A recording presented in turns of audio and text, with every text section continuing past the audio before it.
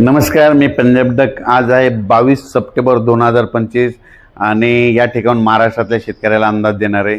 कालच मी म्हटलं होतं ना, राज्यामध्ये 24 तारखेपर्यंत 22, 23, 24 तारखेपर्यंत मराठवाडा, पश्चिम महाराष्ट्र आणि उत्तर महाराष्ट्र आणि विदर्भात काही भागामध्ये काय होणार आहे, जोराचा पाऊस पडणार आहे म्हणून मी कालच म्हटलं होतं।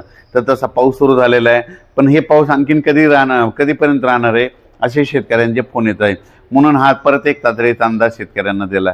तर राज्यात आणखीन 22 सप्टेंबर, 23 आणि 24 दरम्यान राज्यात दररोज वेगवेगळ्या भागात दिवसभर ऊन पडन आणि परत रात्रीला जोराचा पाऊस येणार आहे। म्हणून हा मराठवाड्यातल्या सर्व शेतकऱ्यांनी हा अंदाज लक्षात घेतला। पश्चिम महाराष्ट्रात देखील हीच परिस्थिती राहणार आहे। दिवसा ऊन पडल, काही ठिकाणी दुपारनंतर कधी रात्रीच्याला असा पाऊस येणार आहे म्हणून हा अंदाज लक्षात घेतला। उत्तर महाराष्ट्रात देखील अशीच परिस्थिती राहील। दिवसा ऊन पडल आणि रात्रीच्या परत पावसाचं वातावरण तयार होईल। ठिकठिकाणी पाऊस पडेल, सर्वदूर पडणार नाही, पण पाऊस मात्र काही भागामध्ये जोराची हजेरी लावणार आहे आणि याच्यामध्ये स्पीड जास्त असणार आहे म्हणून हे लक्षात येतं। त्याच्यानंतर विदर्भात देखील काय होईल, भाग बदलत पाऊस पडणार आहे म्हणून हा अंदाज लक्षात येतं। त्याच्यानंतर 25 आणि 26 दरम्यान राज्यात 2 दिवस वातावरण कोरडं राहील, म्हणजे चांगलं ऊन तापन, म्हणजे चांगलं सूर्यदर्शन होईल। पण त्याच्यानंतर राज्यामध्ये 27 सप्टेंबर, 28, 29, 30च्या दरम्यान राज्यामध्ये ठिकठिकाणी मुसळधार पाऊस पडणार आहे, कुठं अतिमुसळधार पडणार आहे, कुठं रिमझिम पडणार आहे, कुठं ओढे नाले पडणार आहे। म्हणून हा अंदाज सर्व जनतेने लक्षात घ्यायचा, सगळ्यात महत्त्वाचं शेतकऱ्यांनी लक्षात घ्यायचा। नदीकाठच्या लोकांना सांगू इच्छितो की तुम्ही काय करा, ह्यामध्ये 27 ते 30 दरम्यान आपली जनावरे नदीच्या काठाला, नदीच्या तीरावर, नदीच्या काठावर बांधू नका। त्याच्यानंतर आपल्या पाईपलाईन असल्या तर आधीच बाजूला काढून ठेवा, कारण ह्या पावसामध्ये म्हणजे जे धरण येतं त्या धरण क्षेत्रामध्ये, त्या कॅचमेंट एरियामध्ये जास्त पाऊस पडल्यामुळं त्याच्यानंतर ह्या धरणाचा देखील पाणी सोडावं लागणार आहे।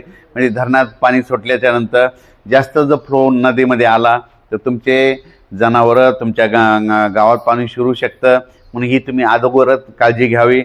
खूप दिवसापासून 27 तारखेला पाऊस येणार आहे म्हणून ही सांगत आहे, पण शेतकऱ्याचे परत असे फोन आलेत की हे पाऊस आता आमचं सोयाबीन करण्यासाठी कधी उघडणार आहे। तर राज्यातल्या शेतकऱ्याला सांगू इच्छितो की राज्यात 30 तारखेपासून ते 10 तारखेपर्यंत राज्यात हवामान कोरडं राहणार आहे। त्याच्यानंतर काय होईल, 30, 1, 2 तारखेला धुळी येईल, त्याच्यानंतर पाऊस देखील कमी होणार आहे आणि त्याच्यानंतर तुम्ही जसं वेळ भेटेल तसं दुपारपर्यंत तुमचं सोयाबीन कापायचं। कापल्याच्यानंतर तितकं वाळल्याच्यानंतर ढिगल मारायचे आणि लगेच झाकून ठेवायचं। असं केल्याच्यानंतर तुमचं सोयाबीन पदरात पडेल। आणि त्याच्यानंतर सगळ्यात महत्त्वाचं एक सांगू इच्छितो, अंबड म्हणजे जालना जिल्ह्यामध्ये अंबड तालुका आहे, अंबड तालुक्यामध्ये रोयलागड हे गाव आहे। तिथं ते एक तळं भरलंच नव्हतं, पण तिथले मला शेतकऱ्याचे फोन आले, अख्खा पावसाळा गेला, आमच्या तळ्यामध्ये पाणी नाही। तर मी त्यांना म्हटलं होतं की तुम्ही काय करा, एक रीलच्या माध्यमातून मी व्हिडिओ टाकलेला आहे। मी म्हटलं तुम्ही काय करा, मिठाचा प्रयोग करा। मिठाचा प्रयोग केल्याच्यानंतर 72 तासात त्या गावाला दररोज पाऊस सुरू होतो। पण त्याच्यानंतर म्हटलं की तुमचं तळ मात्र त्या मिठाचा प्रयोग केल्याच्यानंतर तुमच्या भागात मुसळधार पाऊस पडेल आणि तुमच्या तळ्याला पाणी येईल। आणि योगायोगानं सांगतो, ते प्रयोग करून आम्ही 4 ते 5-6 दिवस झालेत, माझ्याकडे व्हिडिओ देखील आहे। आज त्या शेतकऱ्यांचे फोन आले, आमचं तळं जवळपास आता 55% भरलं आहे आणि आणखीन फ्लो चालू आहे, तर रात्रीपर्यंत ते 100% भरून जाईल असं त्यांचं म्हणणं आहे। तर हे म्हणजे रोयलागडमध्ये आत्तापर्यंत महाराष्ट्रामध्ये इतका पाऊस झाला आणि ते रोयलागडच गाव असं होतं की ते वाटलं, तुम्ही कोणी सर्च करून तिथं नातेवाईक काय असेल तर विचारू शकता, तिथं काही पाऊस पडलाच नव्हता। पण पाण्यात देखील, तळ्यात देखील असं पिण्यासाठी सुद्धा पक्ष्याला पाणी नव्हतं। तिथं ह्या आताच्या ह्या कालच्या रात्रीच्याच पावसात 55% तळ्यात पाणी आलंय। मी एका रीलच्या माध्यमातून टाकले आणि आणखीन एक परत टाकणार आहे म्हणून हे लक्षात येतं। पण राज्यात मात्र 27, 28, 29 दरम्यान मुसळधार पाऊस पडणार आहे म्हणून हा अंदाज सर्व शेतकऱ्यांनी लक्षात घ्यायचा। या पावसामध्ये विजेचं प्रमाण जास्त असल्यामुळे माझी शेतकऱ्याला विनंती आहे, तुम्ही काय करा, विजा कडकडत असताना झाडाखाली थांबू नका, आपली जनावरांकडे झाडाच्या खाली बांधू नका। राज्यात सर्व शेतकऱ्याला सांगू इच्छितो की हा पाऊस सांगू इच्छितो की कोणत्या भागात जास्त होणार आहे। नांदेड जिल्ह्यात एक जरा जास्त पडणार आहे, परभणी जिल्ह्यात एक जास्त राहणार आहे, लातूर जिल्ह्यात एक जास्त राहणार आहे, जालना जिल्ह्यात एक जास्त राहणार आहे, बीड जिल्ह्यात एक जास्त राहणार आहे, धाराशिवकडे एक राहणार आहे, अहिल्यानगरकडे एक जास्त राहणार आहे, त्याच्यानंतर साताऱ्याकडे जास्त पडणार आहे, त्याच्यानंतर पुणे जास्त पडणार आहे, संगमनेर, अहिल्यानगर जरा जास्त पट्ट्यात राहणार आहे, जळगाव जिल्ह्यात एक खूप पडणार आहे, आणि त्याच्यानंतर मुंबई नाशिक त्या ठिकाणी देखील अतिवृष्टी होणार आहे।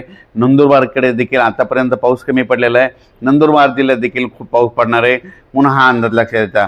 विदर्भ, पूर्व विदर्भ आणि पश्चिम विदर्भात देखील ज्या भागात अद्यापही पाऊस पडलेला नाही त्या भागात देखील आता ह्या पावसात शेवटचा पाऊस पडून जाणार आहे म्हणून हा अंदाज सर्व विदर्भ पश्चिम विदर्भातल्या शेतकऱ्यांनी हा अंदाज लक्षात घ्यायचा।